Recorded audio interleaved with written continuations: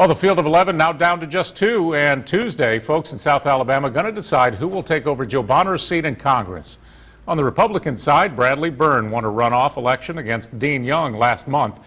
Democrat Burton LeFlore won his spot on the ballot in September. Local 15's Christian Jennings spoke to both candidates today. Christian, what's the biggest challenge for these guys right now? Well, Greg, as you can imagine, both of the candidates told me the biggest challenge of this very unique election is just getting people to the polls. After all, this election is taking place right in the middle of the holiday season.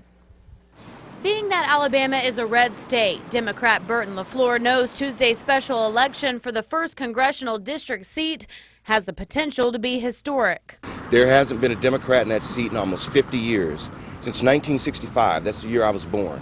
I mean, it's time for a Democrat. It's time for change. But Republican candidate Bradley Byrne says the voters need someone with proven political success. Well, I've got a track record of actually getting results for people in this part of Alabama. This is a very important time for our part of the state with all these economic development efforts going on and a lot of opportunities there.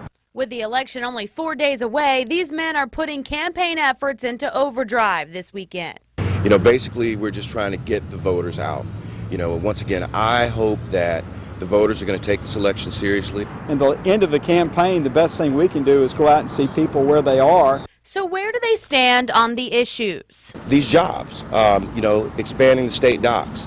I personally would like to see our Alabama state docks become a world-class port, and that is really contingent upon dredging the Mobile Ship Channel. The most important thing we can do up in Washington, besides get taxes and regulations off everybody, is to repeal this health care law. The candidates also addressed the country's budget crisis and a budget compromise approved by the House this week, aimed at removing the threat of another government shutdown next year.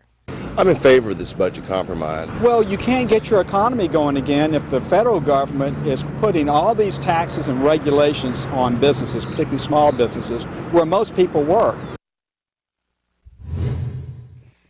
Now, to stay informed and read more about each of the candidates, you can visit our website, local15tv.com. Live in the newsroom, Christian Jennings, Local 15 News. All right, Christian, thanks so much. And voters going to be heading out on Tuesday for this 1st congressional race. Polls are open from 7 until 7.